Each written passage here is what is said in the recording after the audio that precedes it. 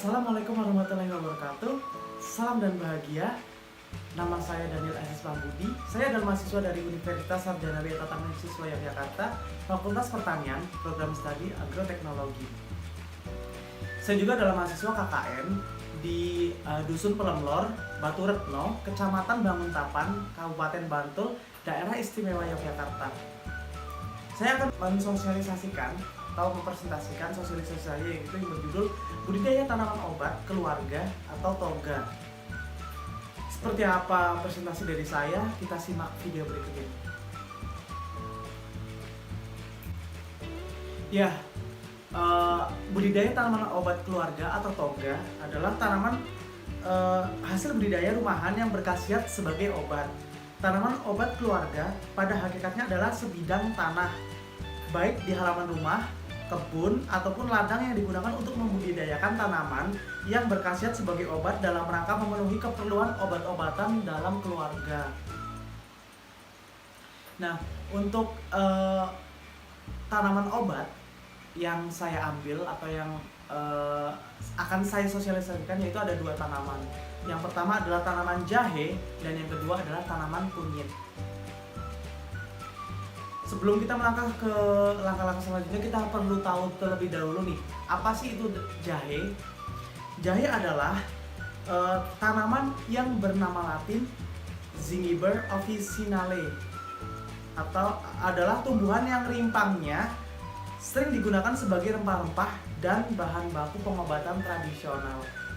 Rimpangnya berbentuk jemari yang menggembung di ruas-ruas tengah. Rasa dominan pedas yang dirasakan dari jahe disebabkan oleh senyawa keton bernama zingeron.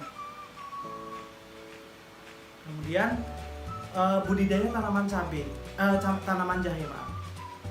Yang pertama adalah pemilihan lokasi penanaman. Pemilihan lokasi penanaman karena berhubung ini adalah tanaman obat keluarga, jadi saya sarankan adalah di sekeliling rumah ataupun sebidang petak rumah yang kosong, yang luasnya cukup untuk membudidaya tanaman jahe tersebut.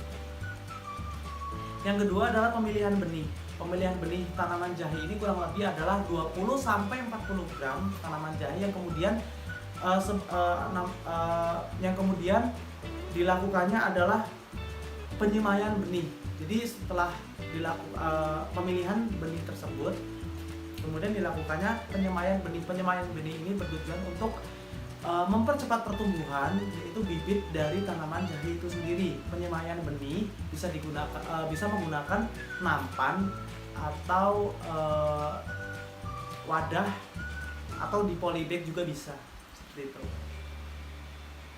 Kemudian yang keempat adalah penyiapan lahan. Penyiapan lahan ini bertujuan untuk melakukan pengolahan tanah, yaitu untuk membalikan unsur hara atau mengembalikan unsur hara pada tanah tersebut sehingga tanah menjadi subur dan sebelum dilakukannya penanaman, seperti itu. Kemudian setelah melalui beberapa proses rangkaian seperti pemilihan lokasi penanaman, kemudian pemilihan benih, penyemaian benih dan penyiapan lahan, langkah selanjutnya yaitu adalah penanaman. Penanaman ini dilakukan, yaitu setelah benih dilakukan penyemaian, maka benih diambil dan dilakukan di lahan yang sudah disiapkan tadi, seperti itu. Penanaman ini menggunakan jarak tanam kurang lebih 25 cm x 40 cm. Itu jikalau lahan itu memiliki lahan yang cukup luas. Jikalau memang lahannya cukup sempit, mungkin di dekat-dekatkan aja, gitu. Kemudian yang keenam adalah pemupukan. Pemupukan ini bertujuan untuk supaya tanah dan tanaman itu menjadi subur, sehingga percepatan pertumbuhan pada tanaman itu menjadi lebih cepat. Pemupukan ini menggunakan, saya sarankan adalah menggunakan pupuk organik seperti pupuk kandang atau pupuk kompos. Ya, selain mudah didapatkan, pupuk organik juga harganya lebih terjangkau. Seperti itu. Yang ketujuh adalah pemeliharaan. Pemeliharaan ini bertujuan untuk memelihara tanaman supaya tanaman itu tidak terganggu oleh gulma, hama, dan penyakit pada tanaman. Contohnya adalah penyiangan gulma, kemudian menyemprotkan pestisida nabati, kemudian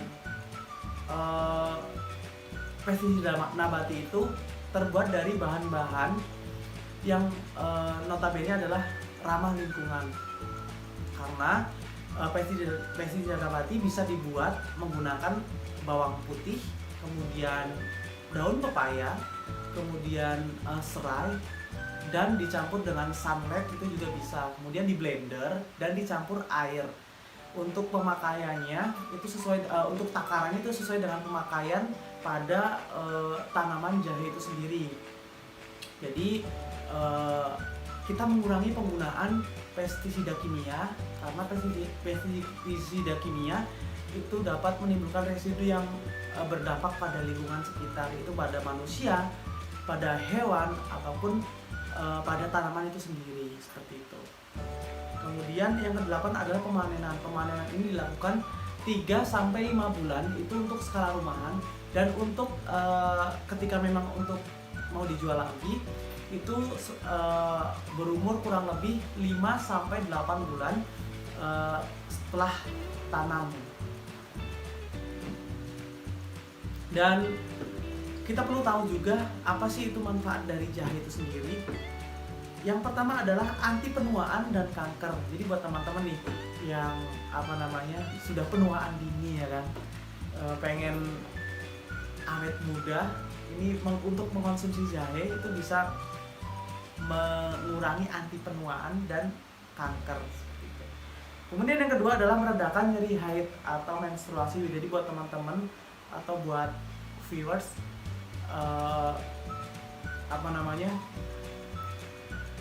khususnya cewek ya.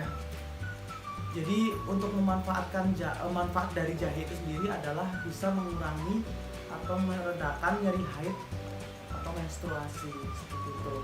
Yang ketiga adalah menurunkan glukosa darah sampai dengan kolesterol. Yang keempat adalah memperkuat sistem imun pada tubuh kita. Jadi manfaat dari jahe itu sendiri juga bisa memperkuat sistem imun atau kekebalan tubuh pada tubuh kita, seperti itu. Yang kelima adalah menangkal infeksi atau dan virus. Jadi infeksi bakteri dan virus. Jadi jahe juga bisa manfaat dari jahe itu sendiri adalah juga bisa menangkal infeksi bakteri dan virus.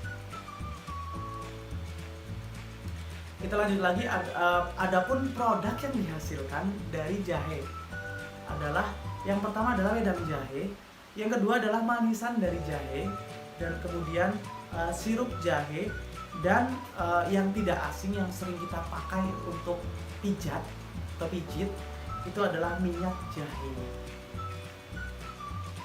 Kemudian tanaman kedua yaitu adalah kunyit.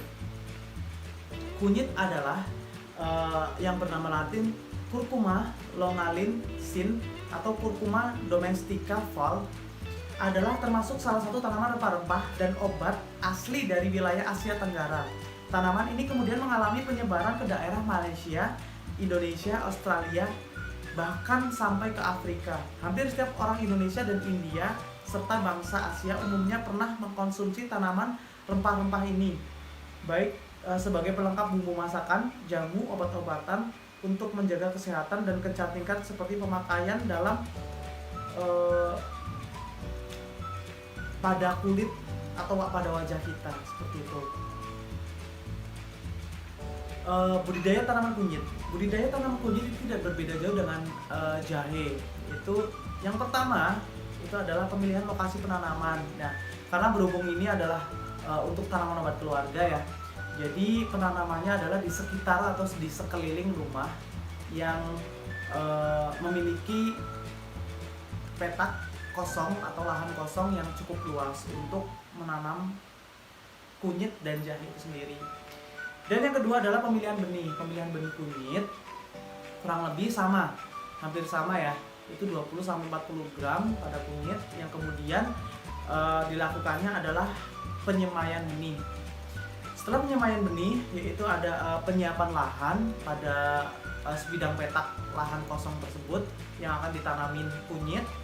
Kemudian selain bisa menggunakan sebidang petak lahan, kunyit juga atau jahe bisa ditanam menggunakan polybag yang ukurannya mungkin untuk satu polybag itu bisa 1-2 tanaman. Yang kelima adalah penanaman. Kemudian setelah penanaman yaitu pemupukan seperti biasa, tadi menggunakan pupuk organik atau pupuk kandang atau pupuk kompos yang mudah didapatkan dan harganya terjangkau. Kemudian adalah pemeliharaan, melindungi tanaman dari gulma, serangan gulma, hama, dan penyakit pada tanaman. Kemudian yang kedelapan adalah pemanenan. Sama, pemanenan pada kunyit ini tidak berbeda jauh dengan jahe, yaitu 3-5 bulan. Itu untuk skala rumahan ataupun kurang lebih 5-8 bulan itu untuk skala dijual kembali atau industri, seperti itu. Kemudian manfaat dari kunyit yang pertama adalah yang kedua adalah mengobati dan mencegah kanker. Kemudian yang ketiga adalah melindungi organ hati, dan yang keempat adalah mengolah dan mencegah diabetes. Dan yang kelima adalah merawat dan menjaga kesehatan paru-paru. Produk yang dihasilkan dari kunyit adalah yang pertama jamu kunyit, kemudian yang kedua adalah pewarna alami kunyit, dan yang ketiga adalah masker kunyit. Jadi kunyit bisa digunakan juga untuk masker atau kecantikan wajah, seperti itu. Terima kasih telah menyimak atau mendengarkan sosialisasi presentasi dari saya. Semoga sosialisasi ini bisa bermanfaat buat teman-teman semua yang sudah melihat video ini. Dan saya akhiri, Daniel Aziz Pambudi. Wassalamualaikum warahmatullahi wabarakatuh. Salam.